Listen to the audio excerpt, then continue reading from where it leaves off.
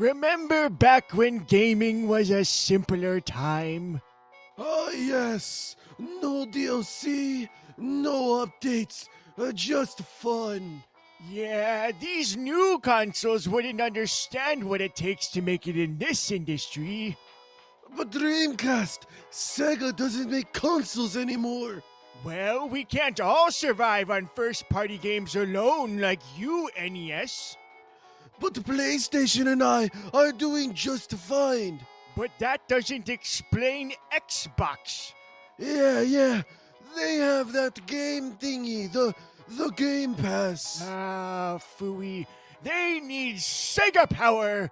Sega Power! Sega Power! Dreamcast, you can't say that. You'll get cancelled. Oh, it's okay to say Nintendo Power, but when I say Sega Power, I'm a gaming elitist. Back me up here, Jaguar. Nurse! Man, there goes my lunch break. So much paperwork.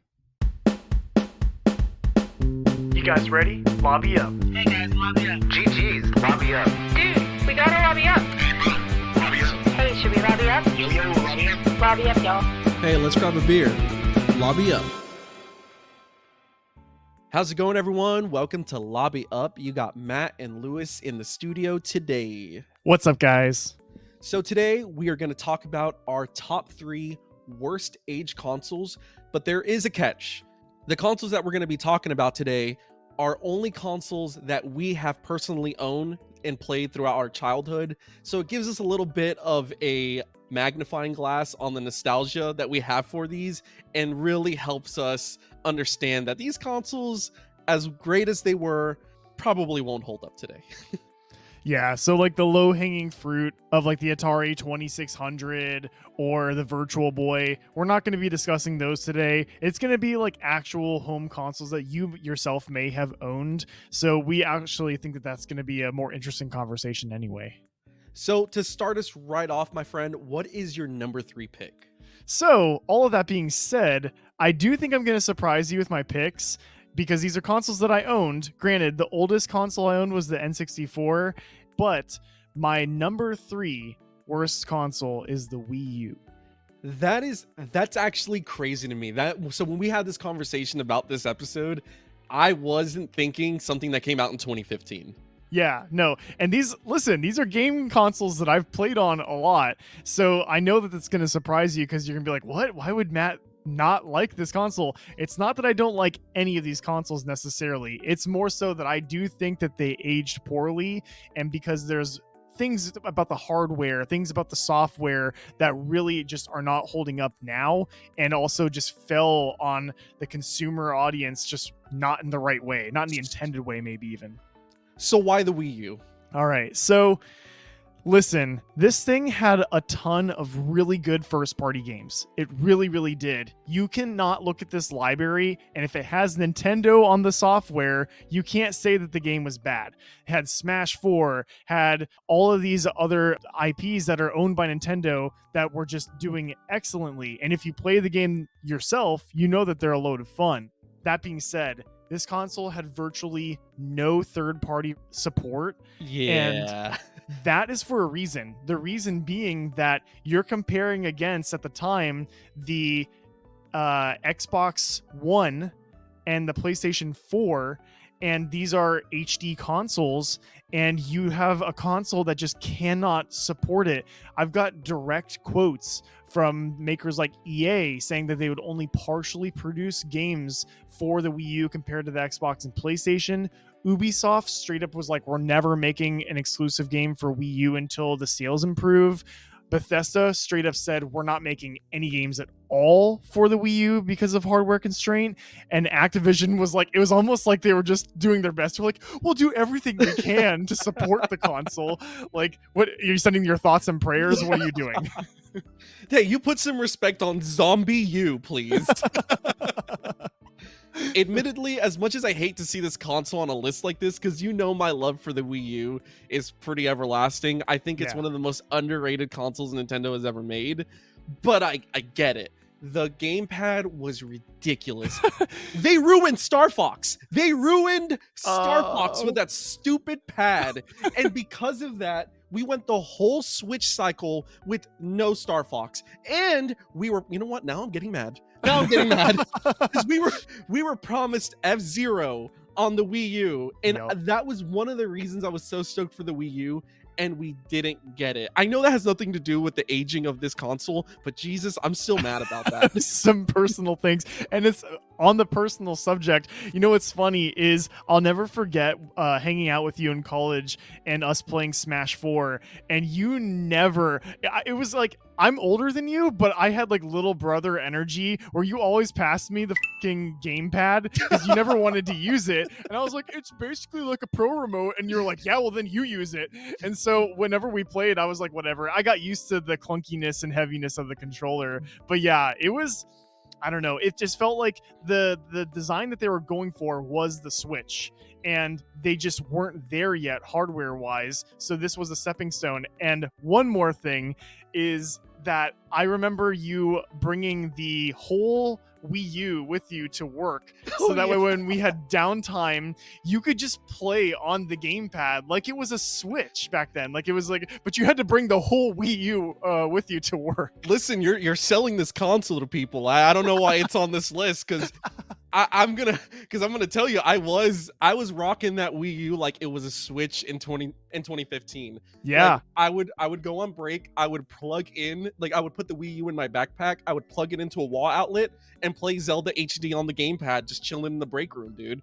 And people were like, what console is that? I'm like, oh, that's a Wii U. And they're like, wait, what? Where's the rest of the console? And I'm like, right here. And I would open up my backpack, and there's a whole ass overheating in your backpack. But you're actually bringing me to something that I'm going to do in each of my three is the intention, right? The intention for this console was lost on the consumer because they wanted you to have like this kind of portable feel where you could play it around the house, because people looked at that gamepad and they're like, what am I supposed to do with this huge thing? And they didn't realize that that was a whole screen that they could use and play a whole game on. And bro, I was using the heck out of that. Johnny Lay would be watching TV and it's like, well, I'm gonna play some Smash 4. Like, I never complained about the pad, because if it really to me did feel like a pro remote just with the screen on it. Yeah. And that also led me into the Switch life cycle, feeling prepared because I was doing this for the whole Wii U's lifespan.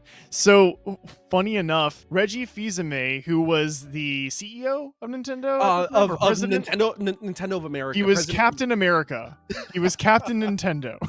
Anyway, he was releasing this statement at the time, kind of trying to backpedal and like save face a little bit. He's like, oh, I think that he was comparing it to the GameCube. He was like, I think people are gonna look back on the Wii U fondly, even though it didn't sell as many units. And I'm like, my guy Reggie, this thing sold 10 million less units than the GameCube. Like, there's no universe where you're gonna compare these consoles. We're a studio divided, because I agree with him. I look back. Oh, really? Yeah, I look back at the Wii U extremely fondly, and I'm glad that I still have my Wii U from back in the day, hanging out in the game room. I look back fondly, and I would not even put this close to the worst age consoles I've ever played.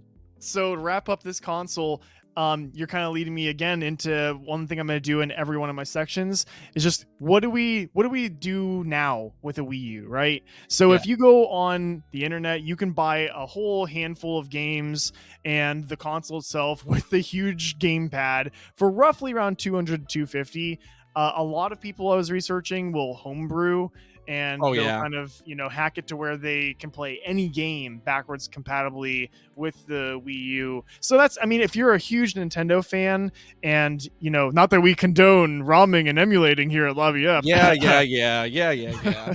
But if you want, it could be a feasible option. Awesome, dude. So number 3 for me is something that you may not like as a former fanboy. I think number 3 worst age console that I owned was the PlayStation 1. So it's a little bit of a secret between us, but I know you're number 1, so I kind of actually expected you to say this. Yeah, I think the PlayStation 1 has aged pretty horribly, in my opinion, and nobody can say anything because I have a PlayStation 1 in the game room now.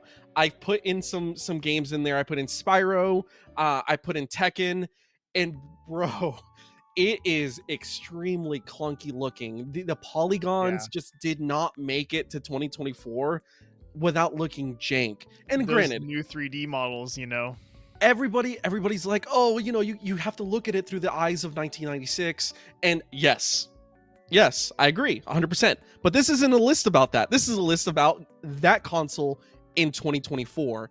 And the problem that PlayStation 1 is having now in 2024 is that they were really trying to go with like photorealistic 3D models back then. Yeah. And they were really trying to, like, look at Tomb Raider. Like, Tomb Raider is that example. They were really trying to make it realistic. And back then, that looked like a movie.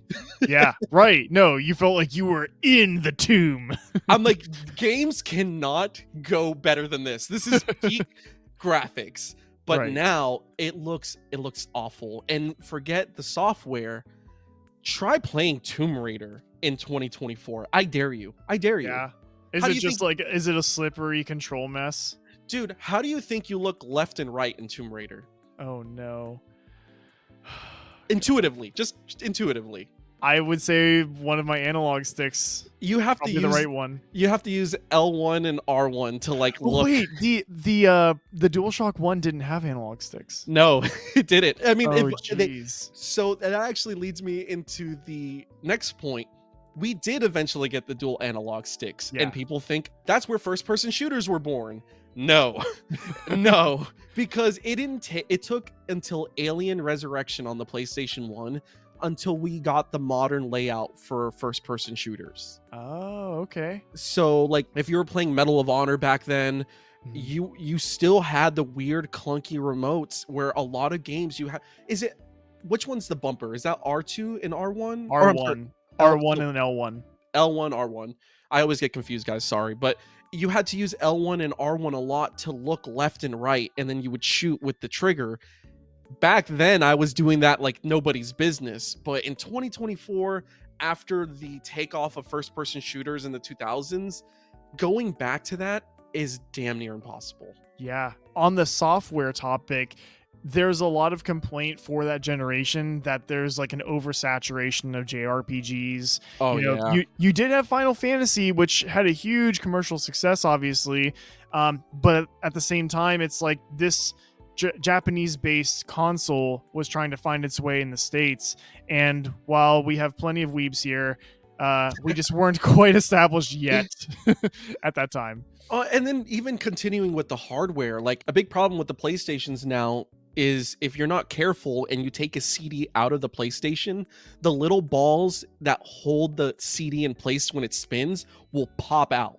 Oh, And it is wow. frustrating. Like, it's so frustrating. But ultimately, the PlayStation 1 has a wonderful place in my heart. I loved it. I'm Siphon Filter, Final Fantasy VII, the Crash Bandicoots, the Spyros. It was a pioneer for what it did. And it has, in my opinion, the greatest startup of any console ever. Oh my gosh, it's legendary. You know what? dude. Go ahead and play it. Play it.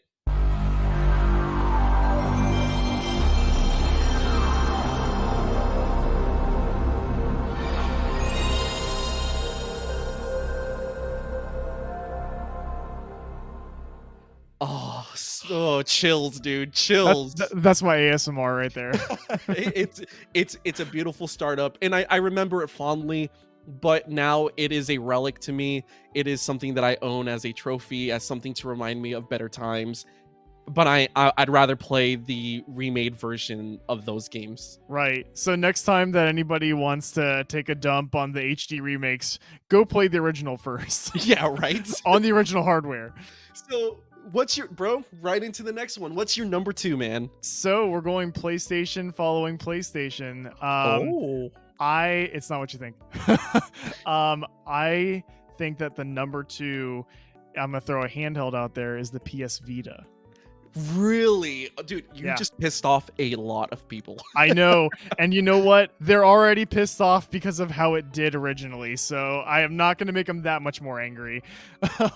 But basically, man, this thing was touted to be this like pinnacle of handheld gaming at the time, and a lot of people forget that this was going up against the 3DS. I think Yeah, I think the 3DS had been out for a couple years, and may have already released the XL. Bro, the DS in general was just the PSP's full-blown kryptonite. The grave was truly dug after the Switch was announced, but so I don't know if you know this, but the originally released version of the PS Vita way back in 2011 when you and I were in high school had an OLED screen. Wait, what? No, seriously, I didn't know that. It had an OLED screen. Everyone nowadays, the Switch even is toting the OLED as just like this, the way of the future. Like everybody's got an OLED TV. The PS Vita had an OLED screen 13 years ago when it first came out. And this, on top of a bunch of other decisions, wound up making it way too expensive for what you were getting. Just trying to get on board with owning a Vita, you were winding up spending upwards of like over $300. Damn, dude, that's crazy. So listen, you're almost selling me on the Vita. Why is it on this list? So the reason that it's on this list is that at the time there was no focus, right? They were trying to start working on remote play for the PS4 and PS3, and they were like, you can use this device connected by the internet and play console level games on this handheld, and nobody was doing it. Virtually nobody was doing it because, first of all, you had to buy the console itself. You had to buy these really expensive proprietary memory cards. Oh god, Sony doing Sony things. Yep, Sony was doing Sony things. And so, like, dude, this is gonna blow your mind. Guess how much a 16 gigabyte memory card was? How much? 60. 60? Are Yeah. you serious? Yeah, and that wasn't even the biggest option, dude. So that's just to be able to play the games on the portable natively, right? Without doing remote play. Yeah. And again, if you want to do remote play, you had to pay for the service, do all this stuff. So they were, in a way, kind of ahead, but they were just not executing this properly at all. And so that's where I'm getting into the intentions part of this conversation. And that is that they were trying to do all these things way too early and for too much money. And so if in the holiday season we're going to the store to buy your kid a handheld device, you saw the 3DS and you saw the PlayStation Vita and you ask, hey, Target sales rep, which one should I support? They would just not be able to sell the PS Vita.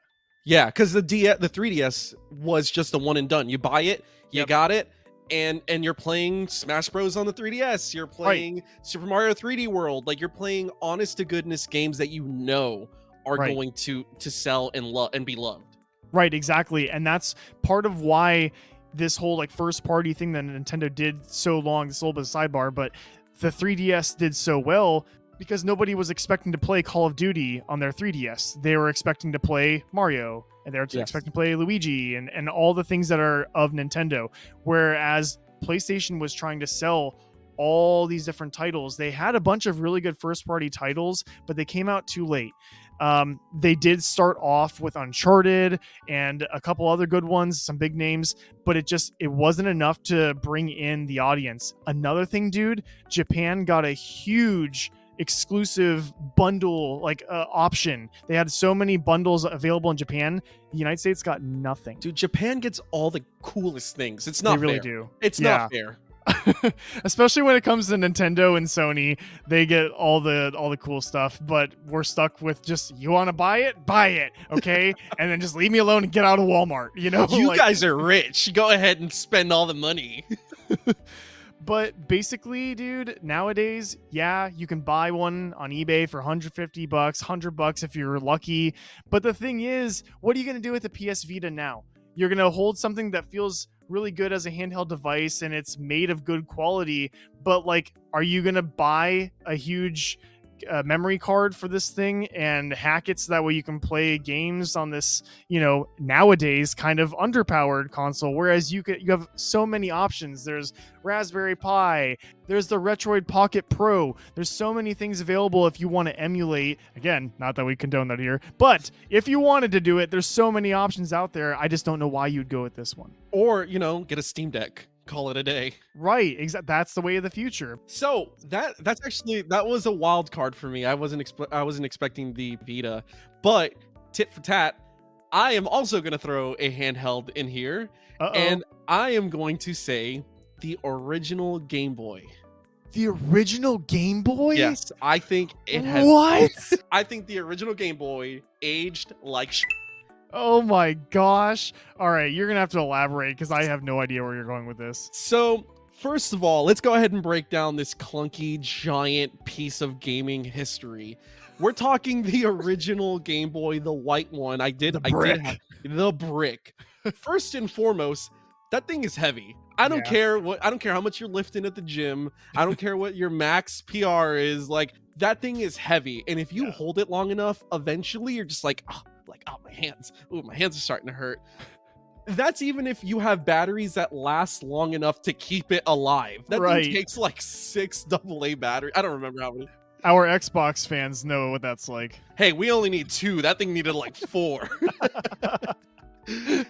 And it's so clunky, and it has such a tiny screen. Like they literally, bro, and I mean this because I hate that word, literally sold the magnifying glasses for the original Game Boy. I had it too.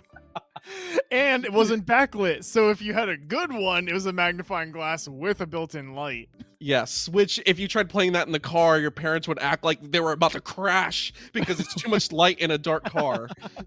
So it already just holding this clunky monstrosity, it feels horrible in 2024 when you have the likes of the Switch and the Steam Deck. And forget that, bro. You just go to the Game Boy Advance and it already feels infinitely better.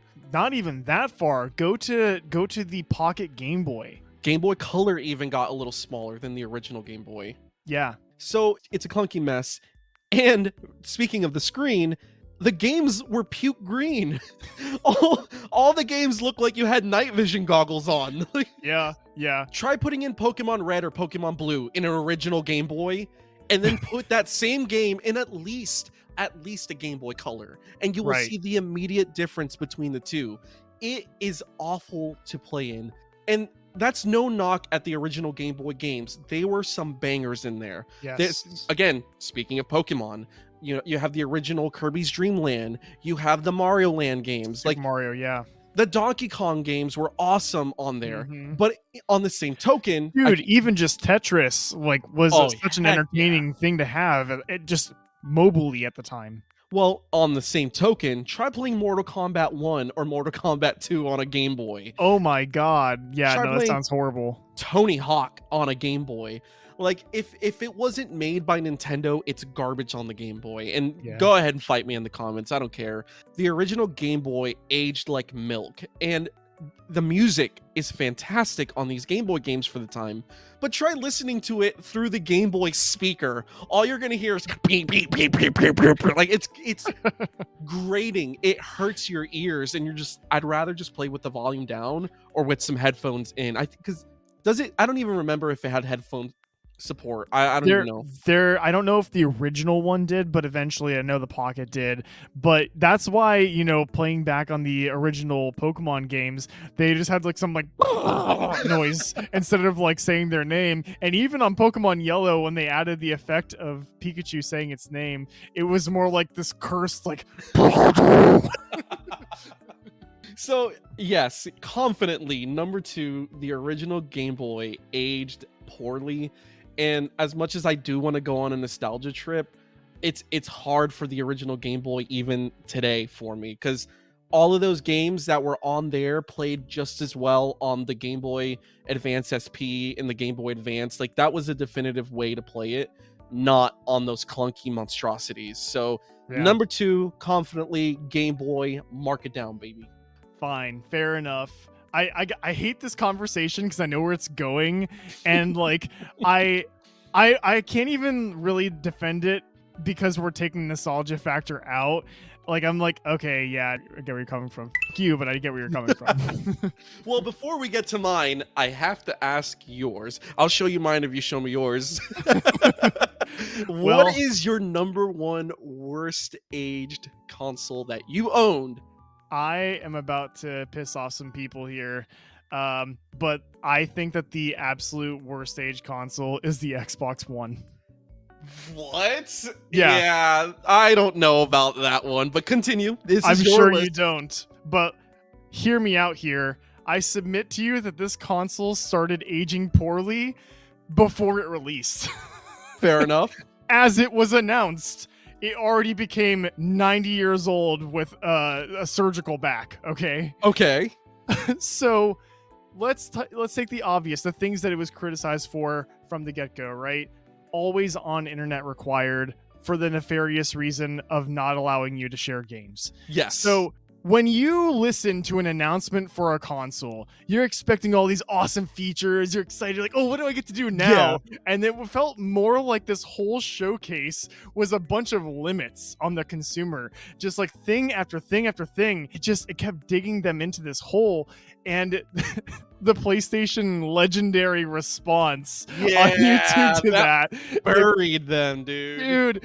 Where they were like, yeah, you can't share games, and PlayStation is like, oh well, here's a tutorial on how to share your PS4 game. They made this very drawn out, like official looking video of them handing a game to the other person, and then it ends with PlayStation. Yes.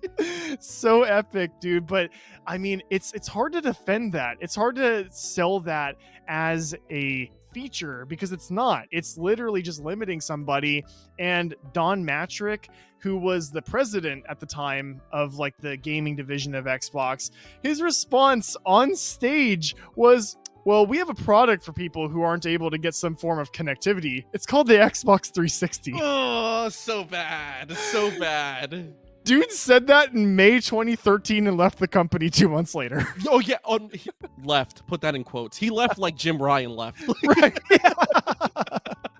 Exactly, dude. So, like, already from the get-go, you're like, okay, you have this decision.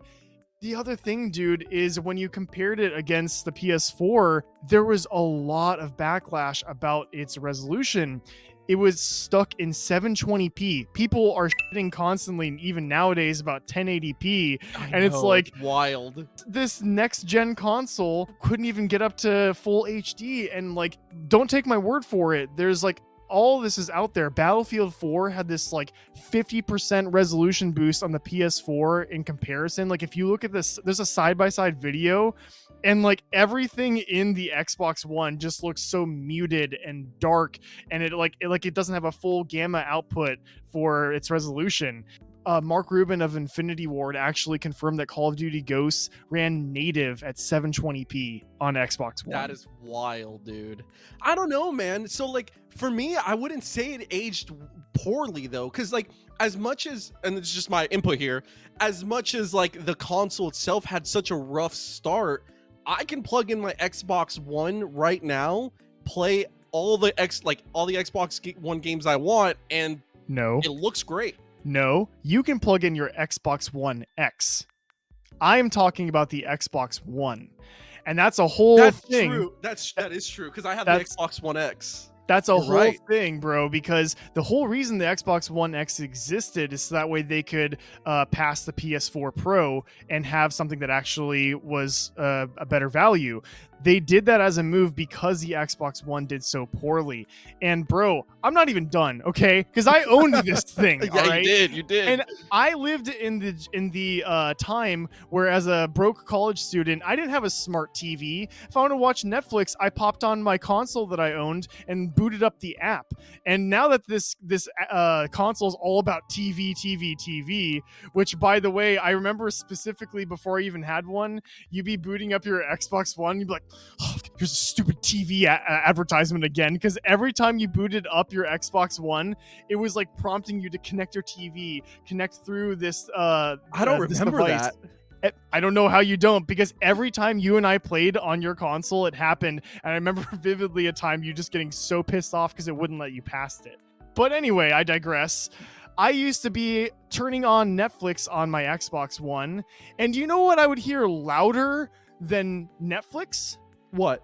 The fan in the power connection cable that went to the Xbox One. I didn't even realize that giant brick that's on the way to my giant brick Oh, it's hilarious. was a fan until I could hear it over How I Met Your Mother. I'm getting into like the nowadays, right? Yeah. If you're gonna buy an Xbox One now, what are you doing with this thing? Well, if you can find one, then you can probably get yourself a handful of games and have that on your shelf for about $150. It's still decent value if that's what you're in the market for. But again, I'm going to submit to you, dude, as far as aging is concerned, the hardware itself didn't hold up even at the time. There's so many better options now. If you want to play Xbox games, you're better off just getting an Xbox Series S and calling it a day, because you can probably play those games on Game Pass, or if you really wanted to, you could probably emulate. But there's no, I firmly believe there's no reason to own an Xbox One.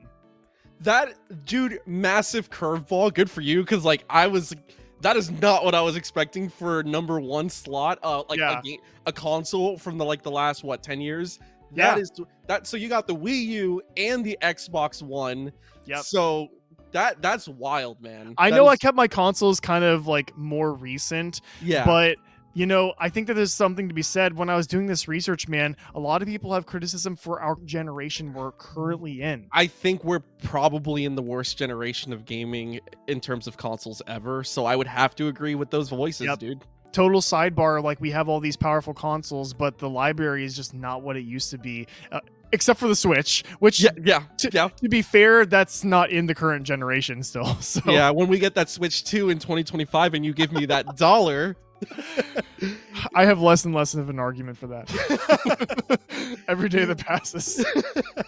That is wild. I'm not gonna lie, I was so caught off guard. I was just like rattled. That is crazy. You didn't have anything for me. No, which is crazy. But you are right. You are right, because I was like, wait, I can plug in my Xbox One and play it. But you're right. I have the Xbox One X, which runs really well, which is a great console, and you can justify having a One X today. Absolutely, would never say that you can't have a One X. An Xbox One, on the other hand, Yeah, Hell yeah, no. you are correct. Props to you, man. You kept me on my toes on that one, man. I mean, I have so much to say regarding the Xbox One, but now it's time to poop on everybody's childhood. oh, God, I already know where this is going. Just rip the Band-Aid off already. So the worst aging console I have ever owned is, drum roll please,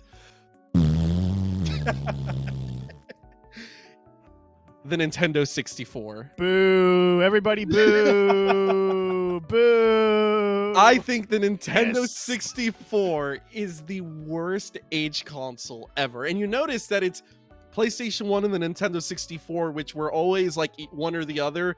Both of them aged like freaking milk. I think the Nintendo 64 has the worst, first of all, the worst controller ever made. No one can argue that. And It's unique. okay, so you know what's really unique? The limp analog stick after you've used it for more than 10 minutes. Listen, that's character. It earned that limp. That controller's gonna need a blue chew. I'm gonna just dissect this thing one by one. The controller is awful. The analog stick goes limp.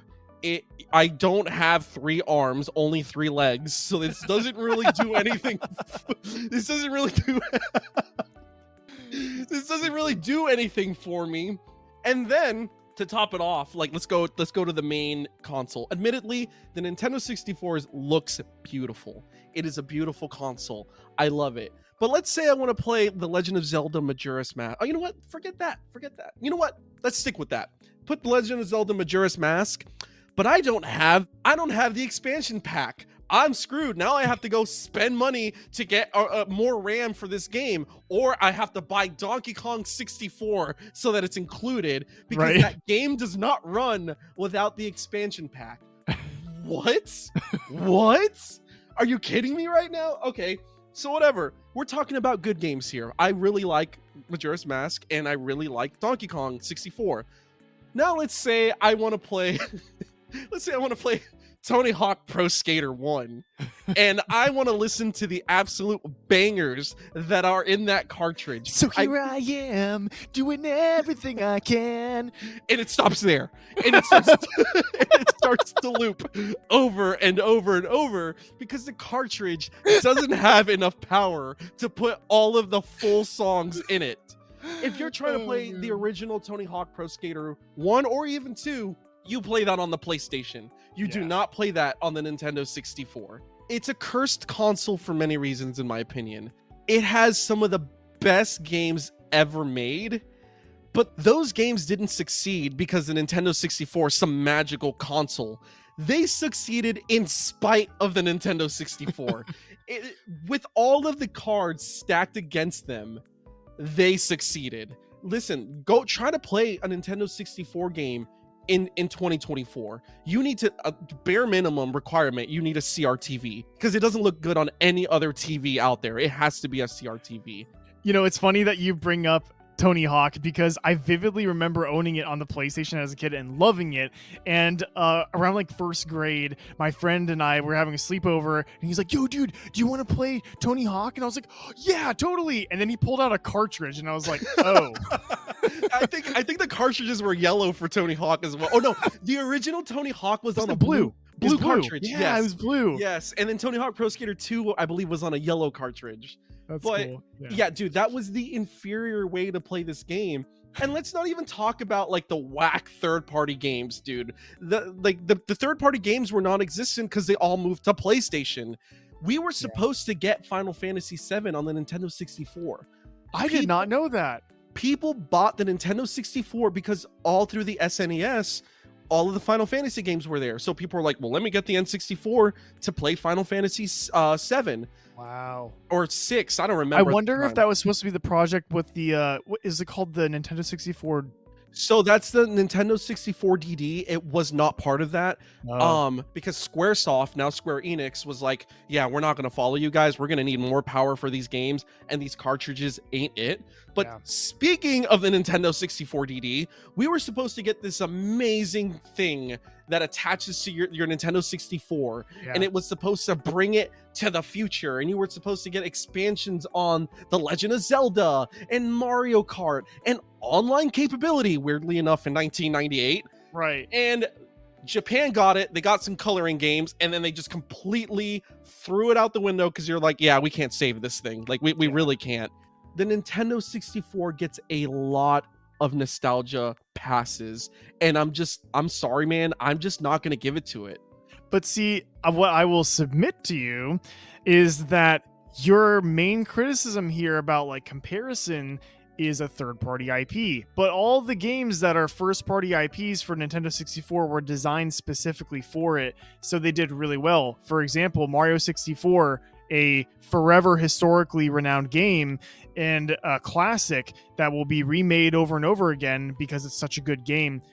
They spent so much time on just moving around as Mario before they even came up with level design, character design, all that kind of stuff. They wanted to make just moving intuitive and fun, and it made sense for the time. Well, listen, I'm not going to take away from their first party software. I'm just not going to do that. That would be irresponsible of me. But like I said, those games succeeded in spite of the Nintendo 64, which we are admittedly talking about consoles themselves. They succeeded in spite of that, with the PlayStation being out there. Dude, some people prefer I prefer the Super Nintendo over the Nintendo 64. Yeah. I would also argue that can be a bit of nostalgia factor. Seeing that 16 and 8-bit factor, it charms you a bit more because that's what you were used to when you were a kid. Well, honestly, what I was used to was the crap, because I own the Nintendo 64. My first gaming console was the Nintendo Entertainment System. That is the first console that I ever had in my house. So I followed Nintendo all the way through to now. And even the Nintendo Entertainment System has aged significantly better than a Nintendo 64, which is saying a lot. And listen, I'm also going to give credit where credit's due. They moved from 2D to 3D, but we also have PlayStation on this list, and PlayStation did it better than Nintendo did, all because of their very poor decisions. They made the terrible decision of staying on the cartridges instead of going to the discs. They made the terrible decisions of giving it such low memory on the cartridges. We didn't get any RPGs because the Nintendo 64 couldn't handle RPG. We got Quest 64. Super Mario RPG wants to know your location. That's on the Super Nintendo. Oh yeah. So ultimately, listen, I could go on and on just like beating this disgusting abomination of a console, but I love this console. Yeah. I love the Nintendo 64. It truly introduced me to The Legend of Zelda like no other game before it. Super Smash Bros. Has become such an integral part of my life. Yeah.